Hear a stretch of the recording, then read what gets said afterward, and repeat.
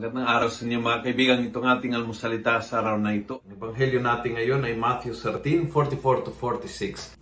Sabi ni Jesus, the kingdom of heaven is like a treasure hidden in a field. A treasure but hidden. But a treasure. Yung hinahanap mo, hindi yung baka sakali maging maayos, hindi yung sana maging maayos, hindi ho tayo umaasa na sana ang plano ng Diyos sa buhay natin ay maging maayos. Hindi, sure tayo na ito ay isang kayamanan. Na ito ay isang kayamanan na bagamat ay nakatago, bagamat ay libhin sa lupa, maaaring hindi mo alam eksakto kung nasaan, but alam mo na ang hinahanap ay isang kayamanan. Doon tayo ay sigurado.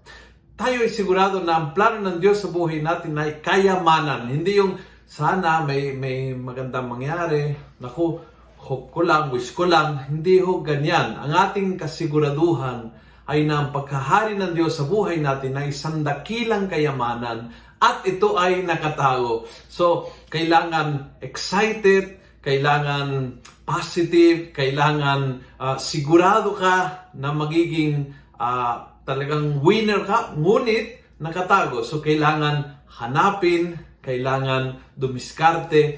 Itong dalawang katotohanan, kayamanan at nakatago, ay ang dalawang directions para maiintindihan mo ang presensya at galaw ng Diyos sa buhay mo, ang kasaysayan ng Diyos, ang hawag ng Diyos sa buhay mo, ang plano ng Diyos para sa iyo at sa buong sanlibutan. Kayamanang dakila na nakatago at hahanapin. Kung nagustuhan mo ang video ito, pass it on.